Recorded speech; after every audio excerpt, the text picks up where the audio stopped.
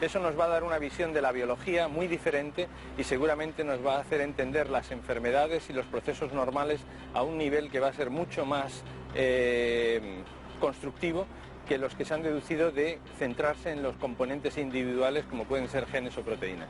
Estoy convencido de que efectivamente algún día podremos manejar el ordenador que está dentro de la célula y de hecho ese es uno de los objetivos de la biología moderna.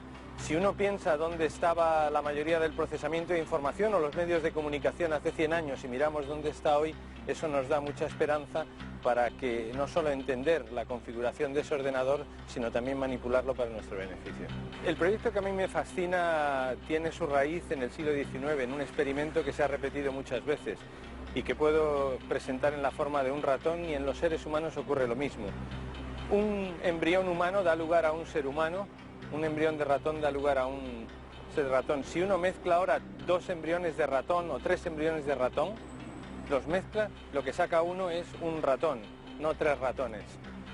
Eso me quiere decir que ahí hay una pregunta interesante, hay un proyecto interesante y tiene que ver con entender cómo la célula, ese ordenador que existe en la célula procesa esa información, cómo es capaz de saber que son 1 o que son 3 que se han convertido en 1.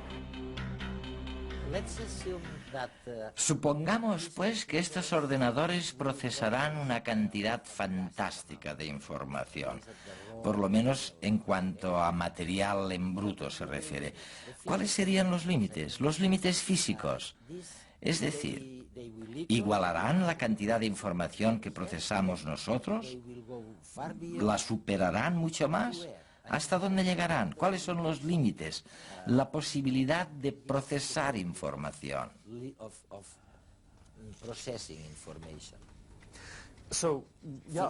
Puedo responder a esta pregunta de un modo cuantitativo, sí.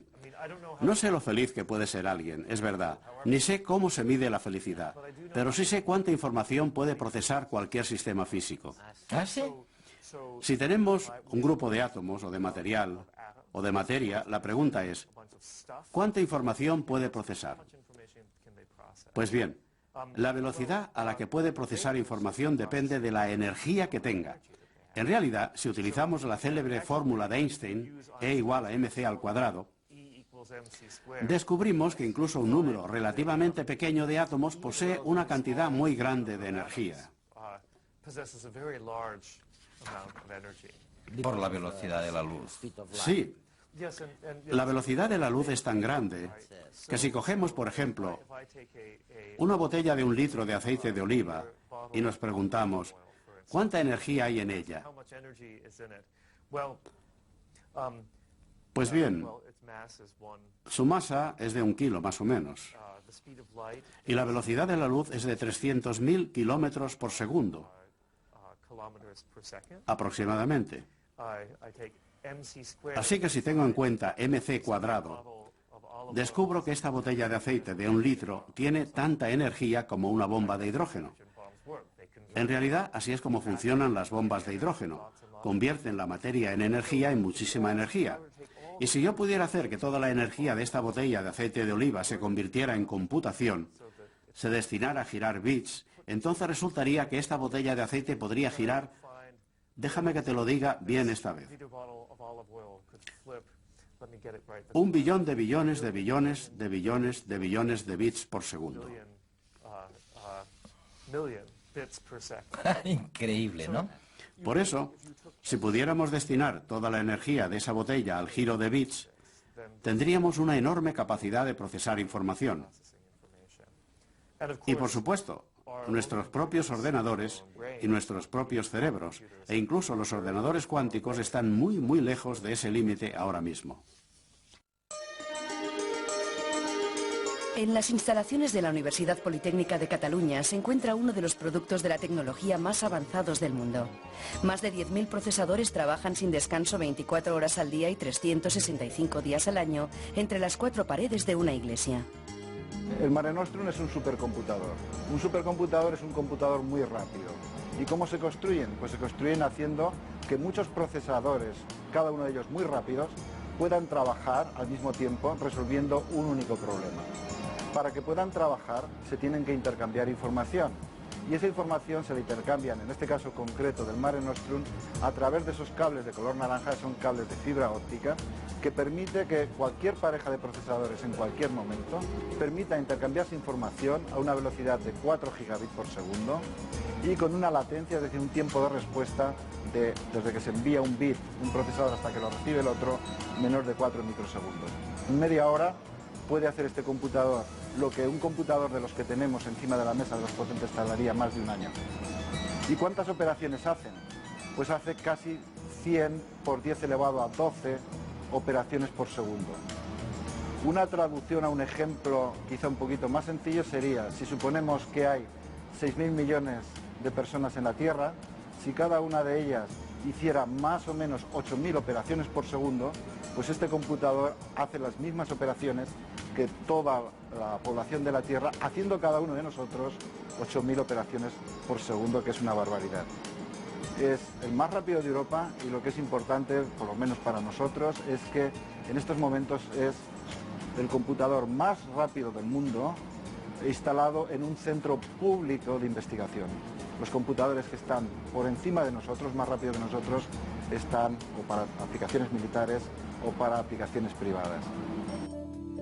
En noviembre del 2006 se renovaron las entrañas de la máquina, distribuyéndose las piezas antiguas a Madrid, Zaragoza, Santander, Valencia, Málaga y Canarias.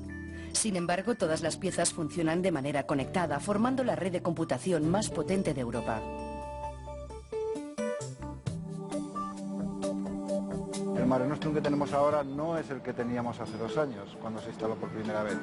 Hemos reemplazado las placas y donde había 2 procesadores por placa tenemos 4 procesadores por placa. Quiere decir que, por ejemplo, dentro de 2 años podremos reemplazar esas placas y donde ahora hay 4 procesadores podremos tener 16 y la máquina será 4 veces más rápida.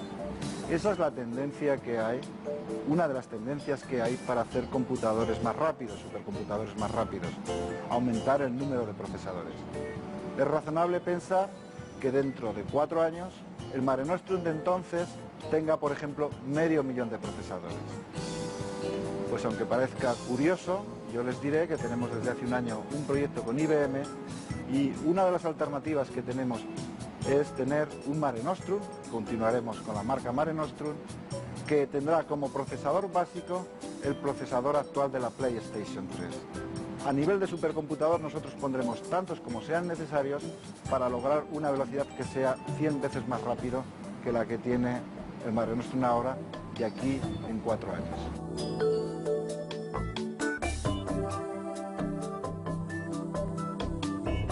La función principal de un supercomputador es calcular posibilidades, todas las posibilidades que nuestra mente no tiene ni la potencia ni el tiempo de pensar.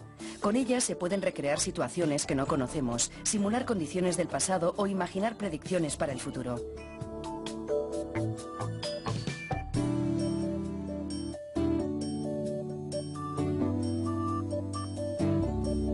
Otra línea de investigación es relativa a ciencias de la vida. Por ejemplo, hace 2 semanas el centro puso a disposición mundial una base de datos con 1.700 proteínas, pero lo novedoso es que no solamente estaba la forma de la proteína, sino que estaban las características de movilidad. Esta información es básica para intentar descubrir nuevos fármacos que intenten curar enfermedades.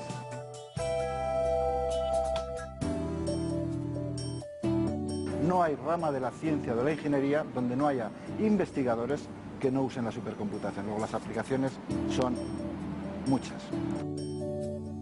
Por ejemplo, los modelos que hay de dispersión del polvo del Sáhara han sido desarrollados en nuestro centro, lo mismo para el desierto del Gobi, y que ahora en estos momentos les puedo avanzar que el Mare Nostrum está realizando una simulación de previsión de cambio climático para los siguientes 50 años. Sin esta enorme potencia de cálculo de estos computadores, estos modelos matemáticos serían o imposibles de ejecutar o se ejecutarían a un nivel de precisión que los resultados no serían los correctos.